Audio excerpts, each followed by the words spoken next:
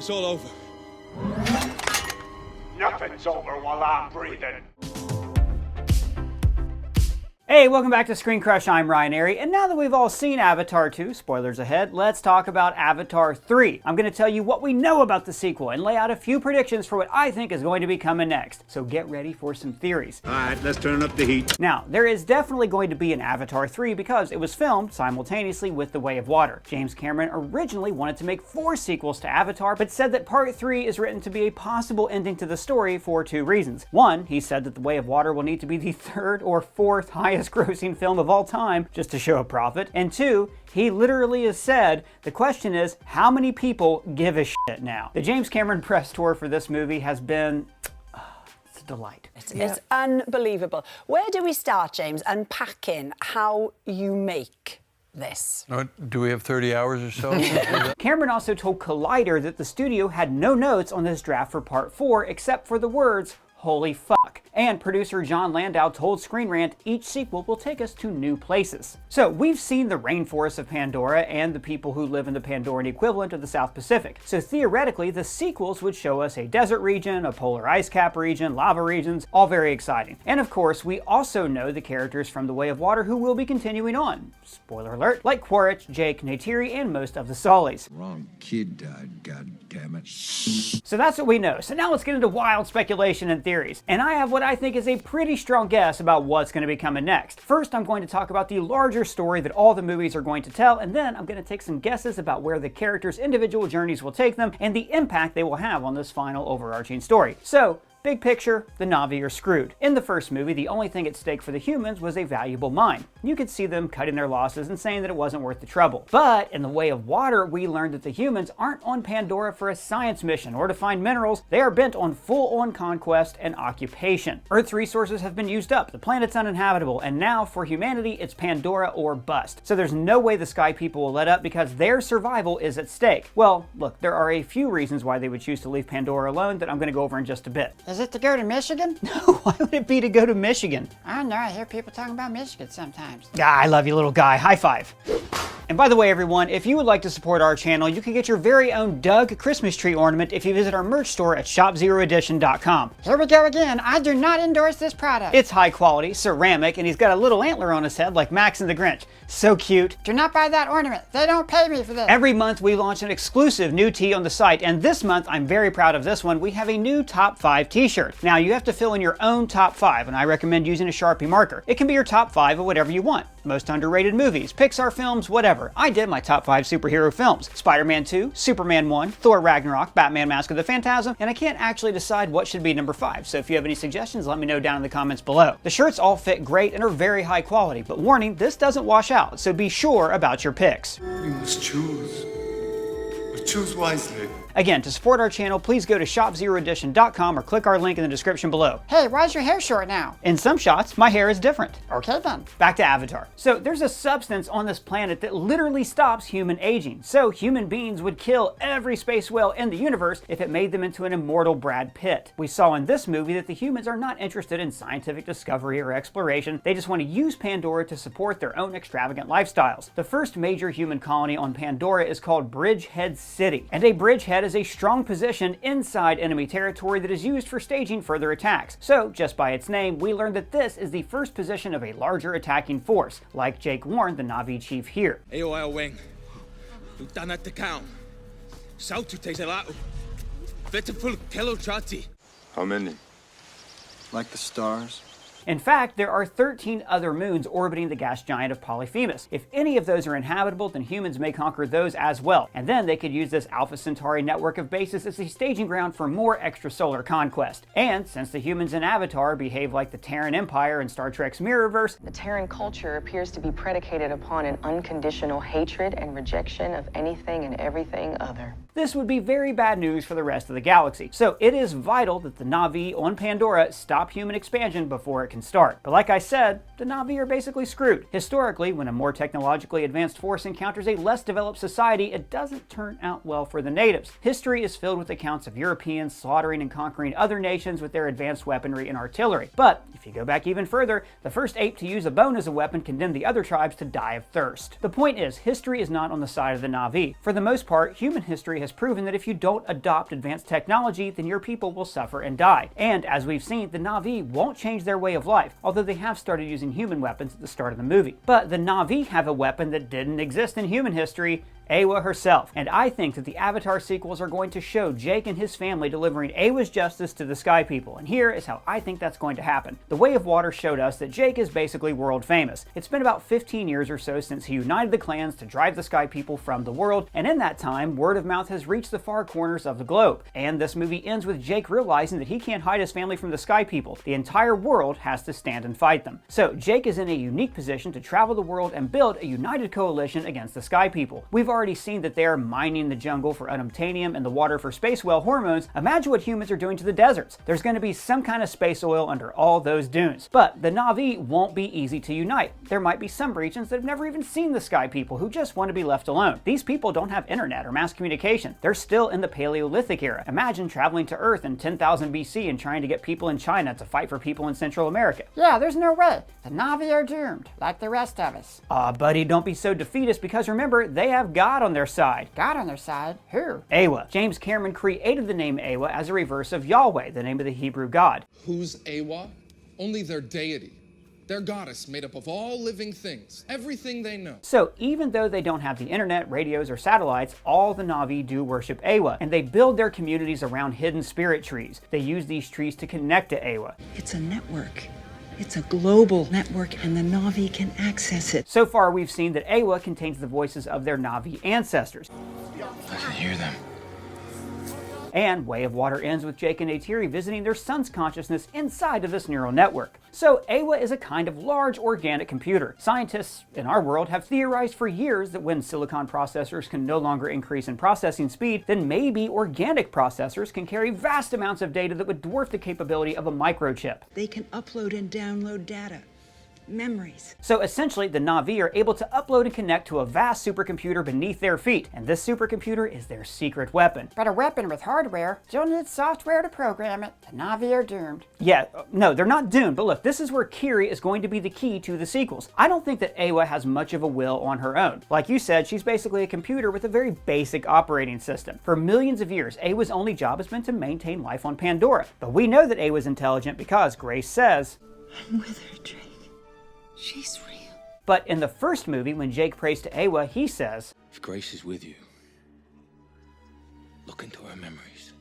See the world we come from.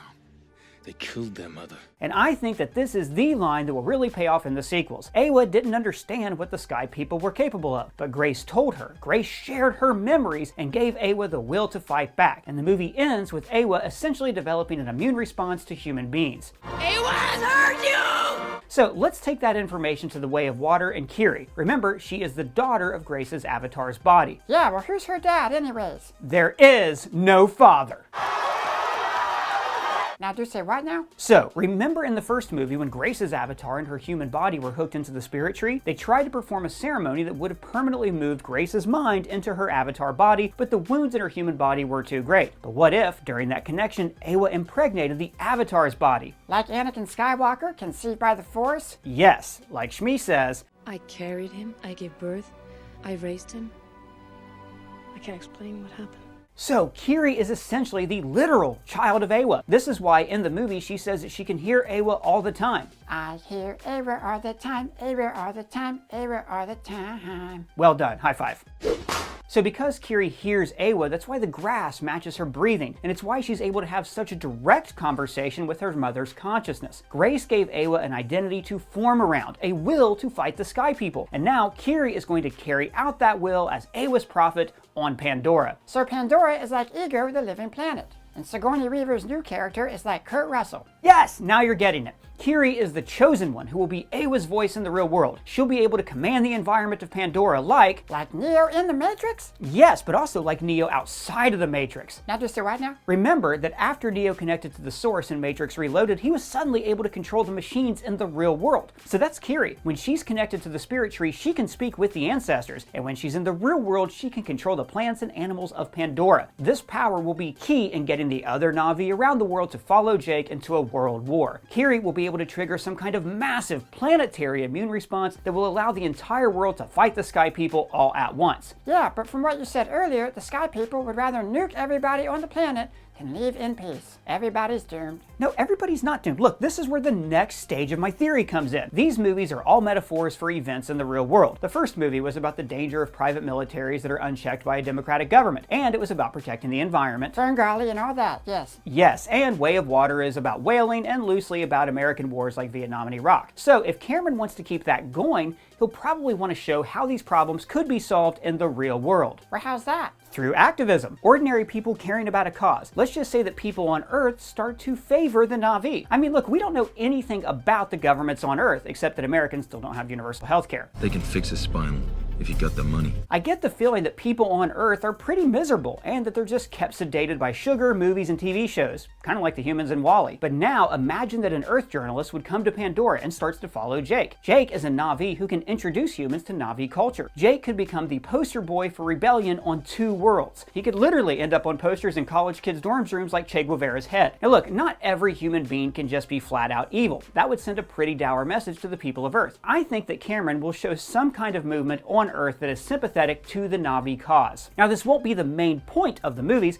but it will show the audience how we can do our part to stop the evil people from ruining our own world. But I also think that as these movies go along, the Jake and the Na'vi are going to have a surprise helper. Who? Will you share it with us? Quaritch. Now just say what now? In our Easter egg video, I talked about how the theme of the movie, The Way of Water, is empathy and enemies learning to see the world through one another's eyes. Jake and Quaritch both become fathers. Quaritch relives Jake's experiences from the first movie. You get the idea. And Quaritch was greatly humanized in this movie, which is funny because he's no longer human. His relationship with Spider begins as purely transactional. He needs the boy's help to find Jake and navigate through the Pandora tribes. He even says in the beginning that Miles is not his son. He is the son of a dead man. But over the course of the movie, Miles starts to really dig his dad's company. And Quaritch comes to see that Miles has a good heart. At the climax of the movie, he even lets one of Jake's kids go so Neytiri won't kill his son. See, the reason Quaritch and the humans are so damn evil in these movies is because they completely lack any empathy for the Na'vi. Giovanni Ribisi spends the first movie constantly dehumanizing them. Find out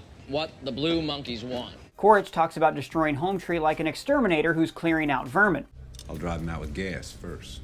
It'll be humane, more or less. He even casually sips coffee while slaughtering innocent people. Now, maybe Quaritch would have had this same casual attitude about gassing humans. I don't know. But even then, he would likely never do that to his fellow Americans because he has empathy for them. He is one of them. And throughout this movie, Quaritch is slowly becoming a Na'vi. He tells his squad that they have to go Na'vi by living off the land and by flying banshees. He tames a banshee like Jake, wakes up and causes a ruckus like Jake, and even is forced to record a video blog like Jake. He even seems to respect that Jake has a family, and throughout the movie says things like, "I don't want to hurt your kids," and "Your boy didn't have to die." So Quaritch is gradually evolving from this two-dimensional cartoony Disney villain into, well, a person. And Spider sees this evolution happen firsthand. He sees Quaritch sacrifice his mission to save his son's life. So at the end of the movie, Spider is moved by mercy and saves his dad's life. Yeah, that made me so mad. Stupid Spider. Now Quaritch is gonna hunt down Jake and kill everyone. Actually, Doug, I think Miles saving Quaritch is going to end up paying off for the good guys. Quaritch isn't the Sauron of the story, he's the Gollum. What do you mean by that? In The Hobbit, Bilbo chose to spare Gollum's life, and years later, Gollum spilled the beans about the ring and the Shire. Now this snitching understandably upset Frodo. It's a pity Bilbo didn't kill him when he had the chance. And then, you remember, Gandalf gives this lovely speech about who should decide to take life, saying that Bilbo's pity was a good thing. My heart tells me that Gollum has some part to play. And it turns out that Bilbo's mercy ultimately defeated Sauron because Frodo wasn't strong enough to throw the ring inside Mount Doom, but Gollum saved the day. So I think that Quaritch is going to be the villain who turns to the good side. He can also connect to Eywa. He can connect to the Tree of Souls and hear the voices of the Na'vi ancestors. Remember, the humans don't really believe in Eywa or any of the spirituality. After Grace explains Eywa in very scientific terms, Giovanni Ribisi responds with, "What the hell have you people been smoking out there?" Quaritch will attach to Eywa and learn that she is real, and like he said, he'll go full Na'vi. Now, I don't think that he'll do this and pick up a bow and arrow, but he will be conflicted. This movie showed him more as somebody who does what he thinks is right, and I can see him being in some key position. Maybe the humans are about to nuke Pandora in a mutually assured destruction scenario, and then, like Darth Vader, he'll turn at the last minute and overthrow the evil humans. But mostly, I think that Quaritch will play a part for good simply because he is now in a Na'vi body. If they really wanted to bring Stephen Lang back, they could have cloned his character or something. But instead, Cameron wanted him to permanently be in the body of an avatar, and the avatar bodies have a specific meaning. Cameron said that he made the Na'vi blue for two reasons. One, he likes the color blue. Ah, God, I wish I knew what the heck you were talking about. And two, he wanted to create a parallel with the way Hindus depict their gods, with blue skin. In Sanskrit, the word avatar signifies the material appearance or incarnation of a powerful deity, goddess, or a spirit on the earth. In other words, these blue skin depictions of Hindu gods are actually showing their avatar, the way they choose to appear to the people of Earth. In the same way, the Na'vi are manifestations of the will of Eywa, especially Kiri, who is the literal manifestation of Eywa's consciousness. And now, Quaritch is part of this plan. Simply by being in the body of a Na'vi, he can connect to this world and will play a part in the will of Eywa. Now, this is all speculation. There are a lot more hours of Avatar left if Cameron gets to make all of his sequels. Maybe he'll go to the other moons of this world. Maybe we'll be introduced to all new characters. Maybe they'll even bring back Jake's brother as an Avatar. Who can say? Only James Cameron. Well, I want to hear what your theories are down in the comments below or at me on Twitter. And if it's your first time here, please subscribe and smash that bell for alerts. For ScreenCrush, I'm Ryan Airy.